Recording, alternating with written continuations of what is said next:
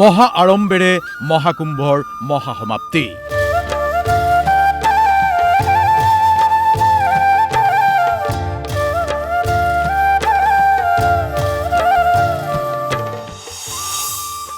জানুৱাৰীৰ পৰা ২৬ ফেব্ৰুৱাৰী পৰ্যন্ত আস্থাৰ উৎসৱ মহাকুম্ভ।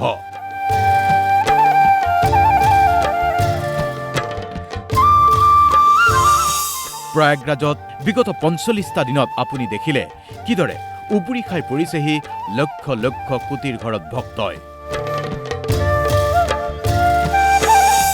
৪৫ দিনত ৬৫ কোটিৰো অধিক ভক্তৰ সমাগম প্ৰয়াগৰাজত।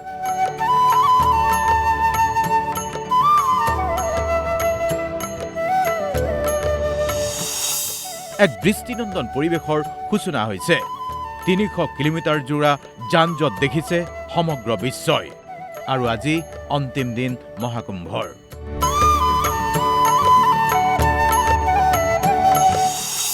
অন্তিম দিনা পুৱা ১২ বজা পৰ্যন্ত প্ৰায় ১ কোটি লোকৰ অমৃত স্নান প্ৰয়াগৰাজত।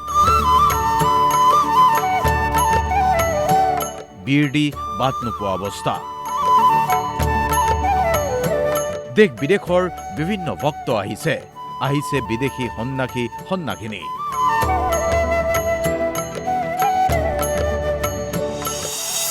প্ৰয়াগৰাজত মহাশিৱৰাত্ৰিত ভক্তৰ অমৃত স্নানত এক প্ৰকাৰ অভিলেখেই।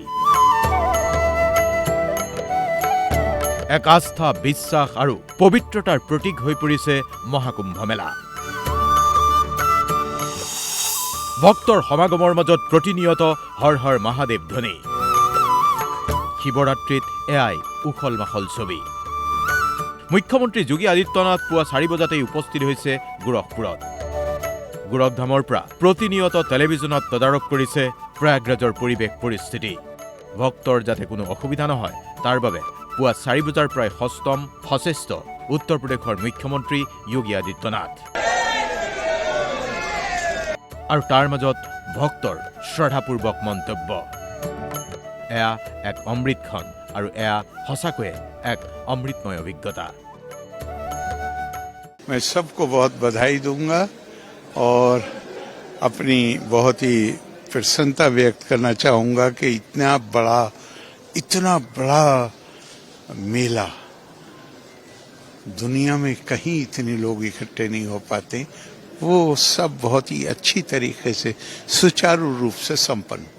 मुझे लगता है कि कम से कम 60 करोड़ से ज्यादा लोगों ने वहाँ स्नान किया है और 144 साल के बाद महाकुंभ वहाँ प्रयागराज में आया था। तो पूरे दुनिया भर से जो हमारे हिंदू समाज के लोग हैं तो वो बड़ी संख्या में उधर आए।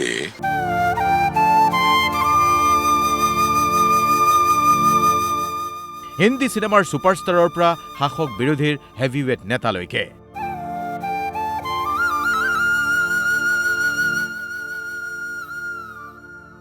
ধৰ্মগুৰুৰ পৰা বিদেশী সন্ন্যাসিনীলৈকে আস্থাৰ উৎসৱত চামিল হৈছে কোটি কোটি জনতা। ১৪৪ বছৰৰ পিছত অমৃতখনৰ অমৃত স্নান প্ৰয়াগৰাজৰ ত্ৰিবেণী সংগমত। আৰু যাৰ বাবে এনেকুৱাই ছবি দেখা পোৱা গৈছে প্ৰয়াগৰাজৰ এই ত্ৰিবেণী সংগমত।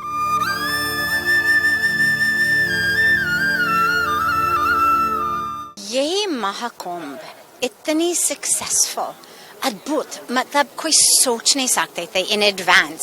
केवल 40 दिन पहले, 45 दिन पहले लगा कि काफी लोग होंगे, लेकिन किसी के मन में ये आइडिया नहीं था कि इतने भी विशाल होगा, कि पूरा विश्व की इतनी ही लोग आएंगे, लेकिन इतनी सक्सेसफुल, इतनी सुरक्षित। প্ৰতি ১২ বছৰৰ মূৰে মূৰে ত্ৰিবেণী সংগমত এই আস্থাৰ উৎসৱ মহাকুম্ভ অনুষ্ঠিত হৈ আহিছে। আৰু এইবাৰ মহাকুম্ভত অভিলেখ হাৰত প্ৰায় ৬৫ কোটিৰো অধিক ভক্তৰ সমাগম হৈছে বিগত ৪৫টা দিনত। লক্ষণীয় কথা এয়াই যে বাতৰি যুগুত কৰা পৰ্যন্ত প্ৰয়াগৰাজলৈ ভক্তৰ সোঁত বৈয়ে আছে। আশা কৰা মতে ২৭ ফেব্ৰুৱাৰীৰ পুৱা ৮ বজা পৰ্যন্ত এই স্নান পৰ্ব অব্যাহত থাকিব। কাৰণ ভক্তৰ এতিয়াও দীঘলীয়া শাৰী প্ৰয়াগৰাজত। বিশ্বাস অনুসৰি মহাশিৱৰাত্ৰিৰ মহাস্নানৰ মাজেদি অভিষ্ট সিদ্ধি, মংগল কামনা আৰু মোক্ষ প্ৰাপ্তিৰ বাবেই ব্যাপক হাৰত এনেকৈ জনসমাগম হৈছে ভক্তৰ।